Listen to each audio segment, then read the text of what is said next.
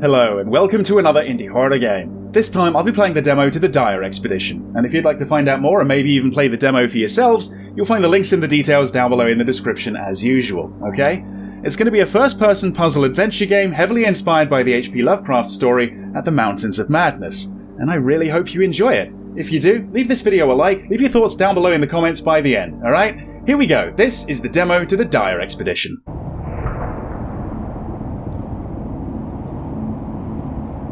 Okay, so the expedition left last year. They kept radio contact during their journey to the Antarctic.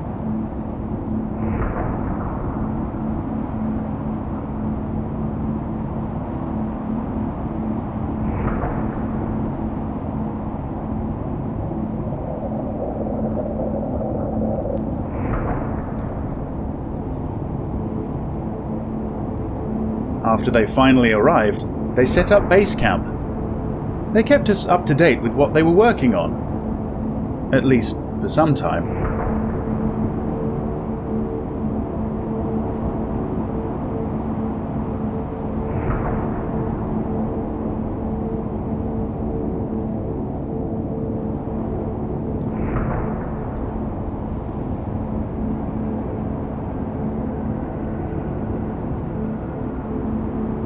About a month ago, their supply ship returned to the base camp. The entire team had disappeared.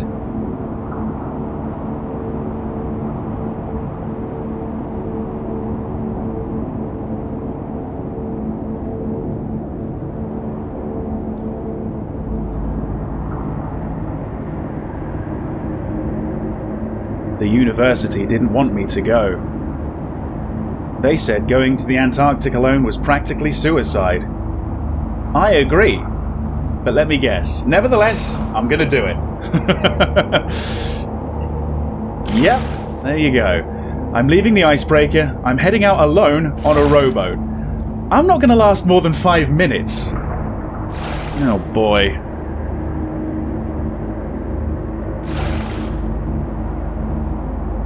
But I cannot resist the pull.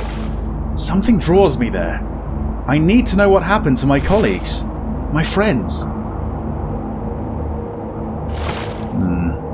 That need to know is going to get you killed, I think. Alright, here we are. We made it to shore at least. Okay, look at all the supplies I brought with me. Got a couple of oars at least. Oh boy. Yeah, I'm not going to make it 5 minutes. I'm not even going to make it 2 minutes, I don't think. But here we are. Here's the base camp. We've got a tent over here. And here's the camp proper. Oh god, look at all these graves.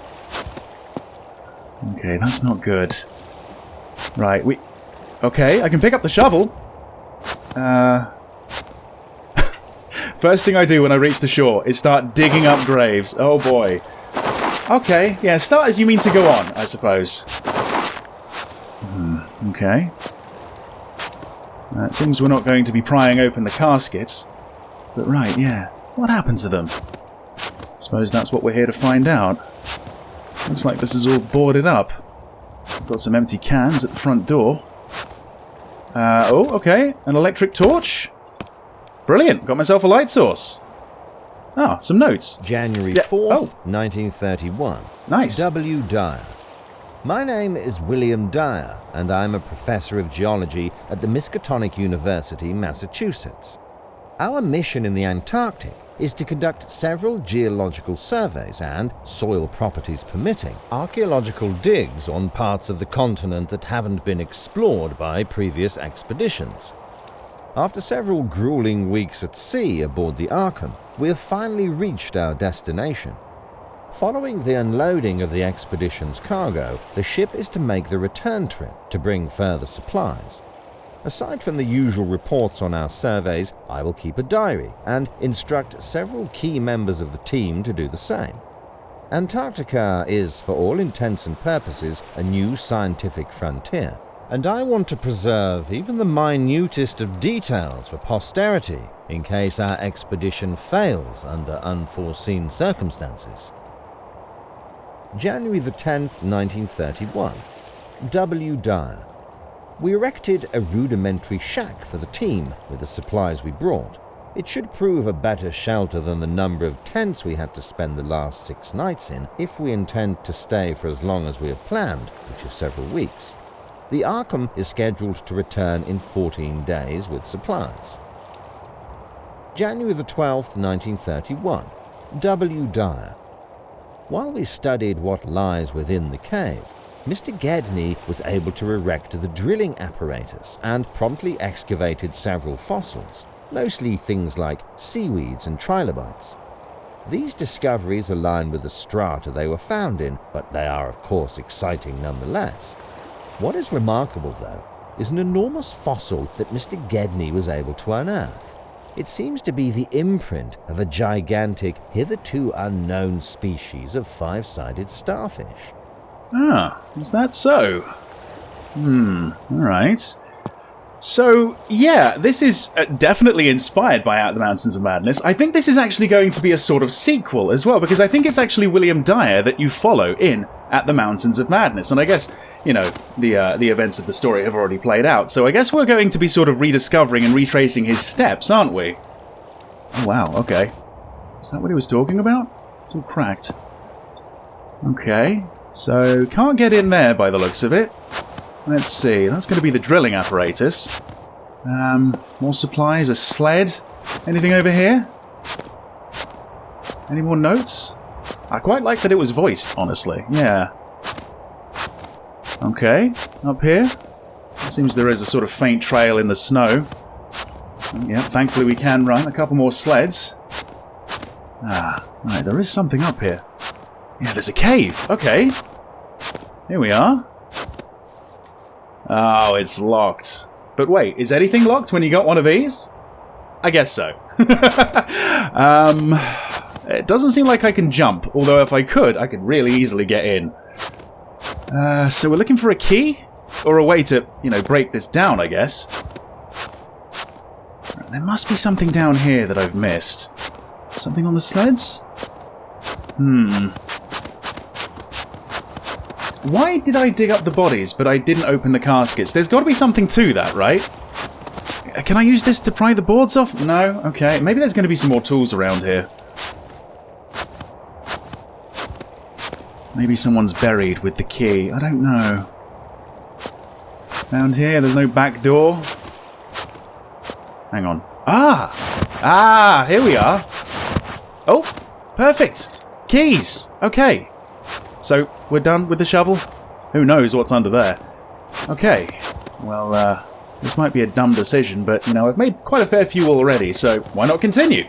Let's use the keys on that gate up there and see if we can access this cave. Alright. I gotta say, I'm impressed with his speed, running uphill in the snow. I think you missed your calling, mate. Right. It's helping a little bit. Wow. Okay. Yeah, let's avoid standing under something like that, shall we? Ooh, yeah, it's getting quite dark here. Alright. Man, this is giant, this area. Okay, what the hell's that? The hell's that? Wow, okay. I want to say that's man-made, but I don't think it was men that made it. What about this crystal? Can I grab that? That seems like a pretty decent light source. Can't chip it away, unfortunately. Oh? Oh, okay, I guess I brought a lighter or a matchbox with me. What have we got here? A strange object.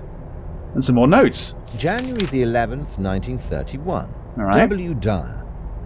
After successfully establishing a base camp and setting up a basic hut, my research assistant Danforth and I have set out to inspect this conspicuous cave entrance, then marched on. What we found inside must be seen to be believed.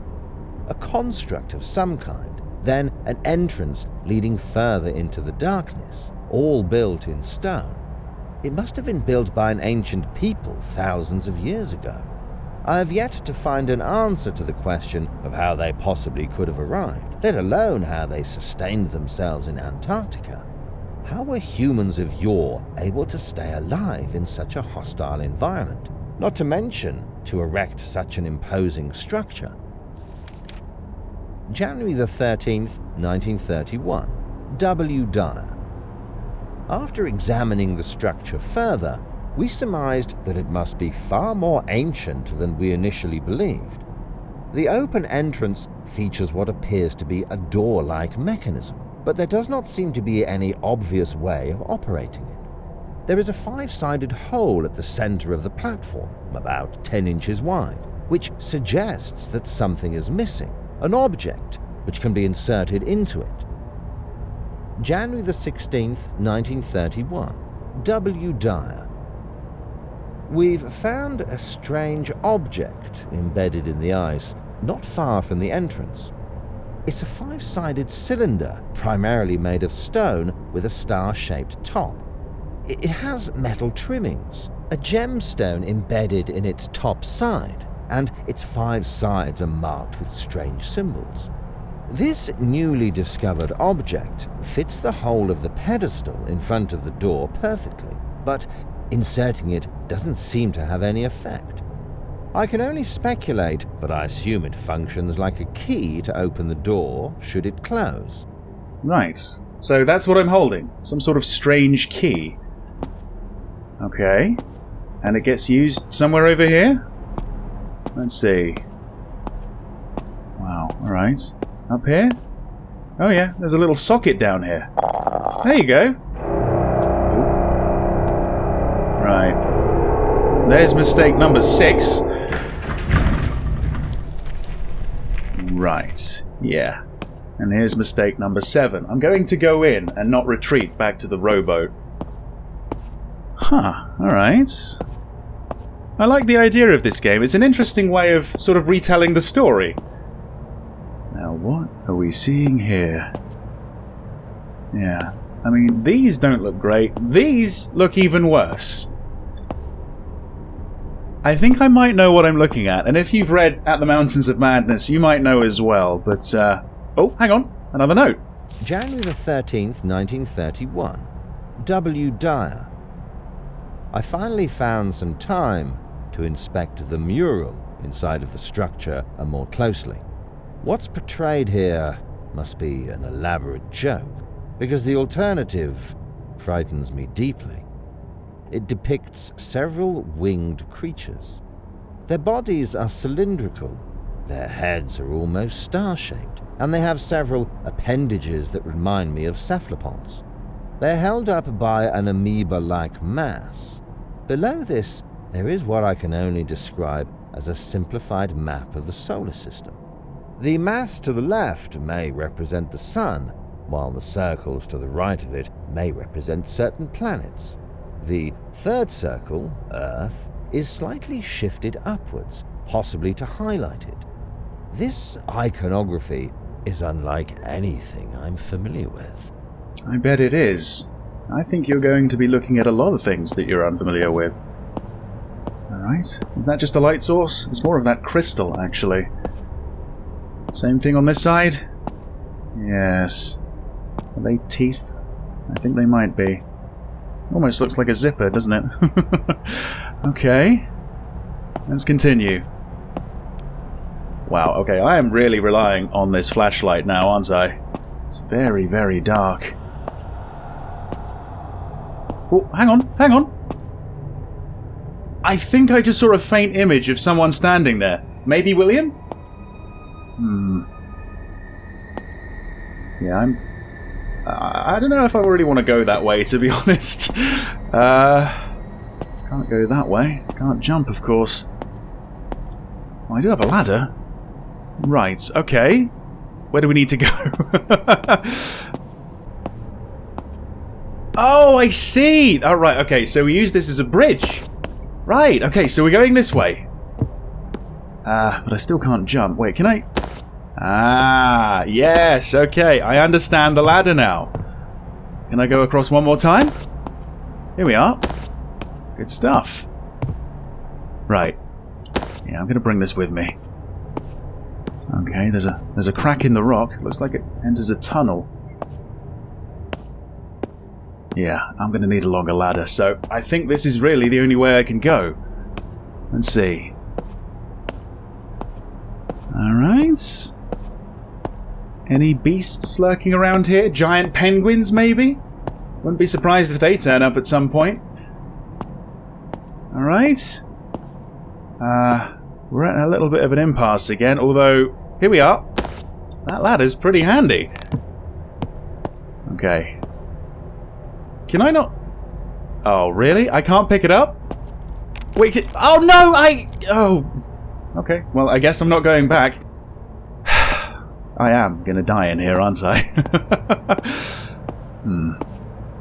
So let's see. Another rather large tunnel.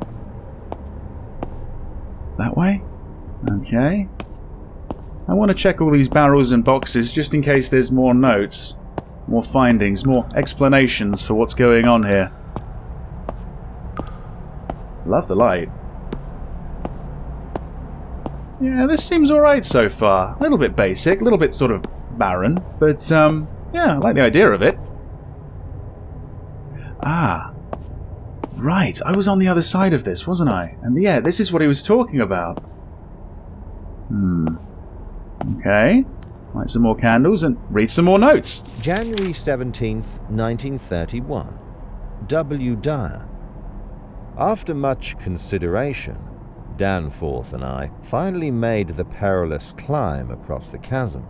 Our colleagues in Massachusetts would probably call us reckless or mad for even attempting such a thing in such a remote location, so far from help. But this entire structure is just too magnificent not to be explored further. Danforth and I finally admitted to each other what we individually already had in our minds. This structure is likely not of human origin. I must admit that I have, in fact, read the Necronomicon, this peculiar piece of literature by the mad Arab Abdul al-Hazred. Up until this expedition, I thought it to be nothing more than the deranged musings of a madman with no further significance. Upon inspecting this new mural, and the first one we discovered, these texts don't seem very mad after all. The Necronomicon tells of creatures whose description is eerily similar to the ones depicted so far. Elder things, it calls them. And if the Necronomicon is to be believed further, these elder things are not merely observers of life on Earth, but its very origin. I cannot express how much this realization now weighs on Danforth and me, but we will have to keep quiet lest we put the morale of the team and therefore the success of this expedition in jeopardy. The mural at hand, and the corresponding passages of the Necronomicon, tells of the arrival of this ancient species when Earth was but a barren rock. They seem to be able to traverse the vastness of space using their wings, after their planet of origin was somehow destroyed or faced some other kind of calamity that must have made it uninhabitable. It's a good thing you brought a copy of the Necronomicon so you could make sense of all this. So let's see. Around this side? That's the gap that I couldn't cross, isn't it? Yes, that's where I came in, and that's where I'm never going back to. So, these are elder things. But that thing at the bottom of the first mural over there wasn't an elder thing, was it? No. That was something else. That was... Well, I'm not going to spoil it. Chances are we'll be finding out very soon. Okay, it looks like there's been a cave-in. We're not going down that tunnel. What have we got over here? Huh, alright. What's this? Or what are these? Huh. Are they fuses? I mean, it's a horror game, so maybe. Fuses? Scrolls? There's a pipe there. Oh, and there's more notes.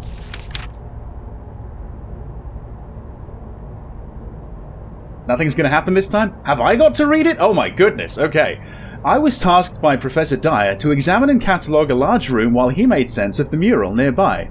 The room is circular, and the short hallway leading up to it is lined with what reminds me of bookshelves, including cylinder-shaped objects that remind me of scrolls. I'm not sure if one's supposed to open them in any way, or even if they have any physical content at all. Maybe I'm clinging too much to familiar shapes, and these things aren't for storing information, but rather a form of energy. One can only speculate. In the center of the room itself sits a device? It has claw-like spikes and is surrounded by 5 obelisks. These obelisks have buttons. I tried to press all of them, but the entire mechanism seems to be once again absolutely inert. Opposite of the hallway that connects the room to the chasm is another hallway that leads yet further into the darkness. One can see the outline of yet another heavy stone door embedded into the floor, similar to the one we initially crossed in the ice cave. As with the first door, this one is also open, and has no discernible mechanism to operate it.